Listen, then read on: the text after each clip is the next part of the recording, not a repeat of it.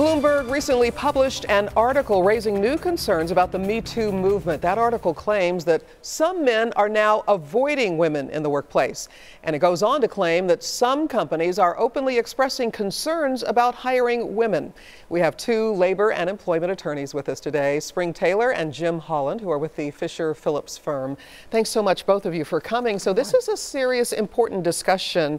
Spring, what are we hearing in terms of people's concerns about the MeToo movement, which is a good thing, which is, raising awareness and the rights of women?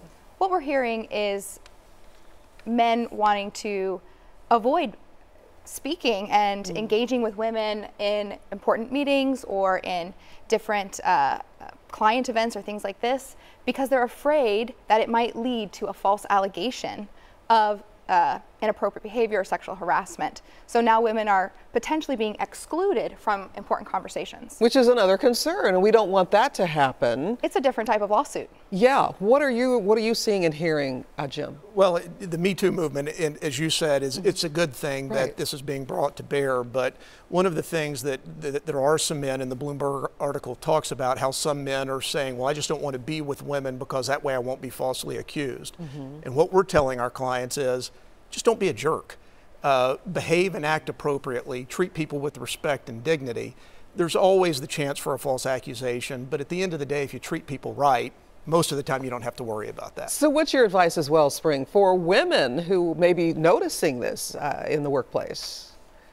If women are noticing this in the workplace, it's important to say to that individual, are you excluding me? I want to be in this, I want to be involved in this conversation. I'm feeling like I'm being excluded.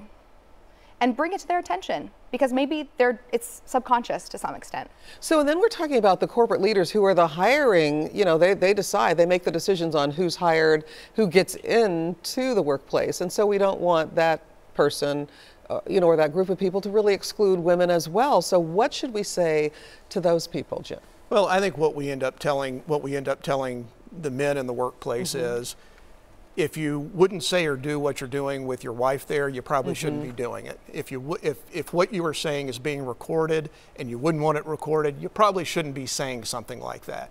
Because the problem that men are having if they start excluding women, well, I just won't be in a meeting with a woman alone because I'm afraid of a false accusation.